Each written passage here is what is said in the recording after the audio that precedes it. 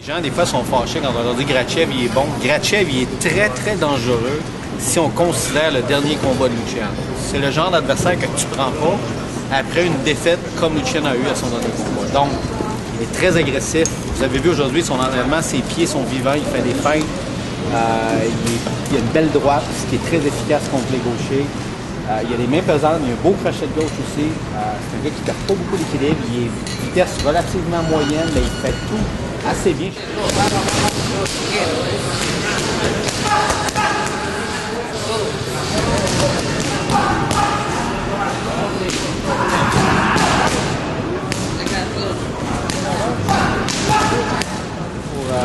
Ce que Lucien disait tout à l'heure, mettez-vous à la place de Grachev. Si on est lui, on se dit, aussitôt que la cloche sonne, il faut que je frappe bouteille dur. Il faut que j'y fasse mal de bonne heure pour tout de suite le ramener dans son cauchemar de l'Angleterre. Moi, si je suis Grachev, je fais ça. Donc, t'attends pas que le combat s'étire en longueur, que Lucien il trouve son rythme, t'attends pas ça. Tu sautes sur lui, tu mets de la pression, puis aussitôt que tu as une opportunité, tu essaies de faire revenir ces images-là d'Angleterre.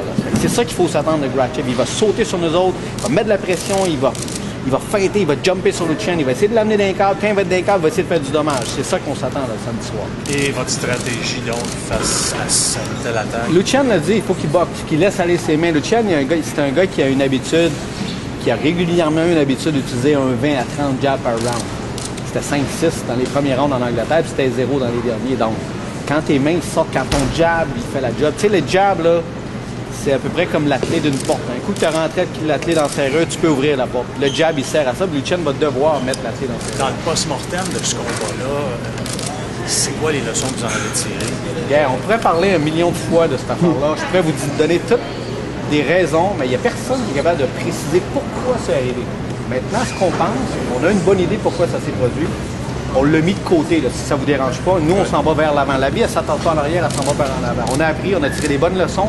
Puis probablement que ça va faire de Lucien, un meilleur boxeur, puis 2, une meilleure personne, puis il va réussir sa vie. Tu sais, le sport dans une vie, ça sert à former l'individu. Puis c'est une étape que Lucien a franchie, ça a été dur, surtout de la façon dont c'est arrivé. Mais nous, présentement, on s'en va vers l'avant. Parfait. Merci, Stéphane.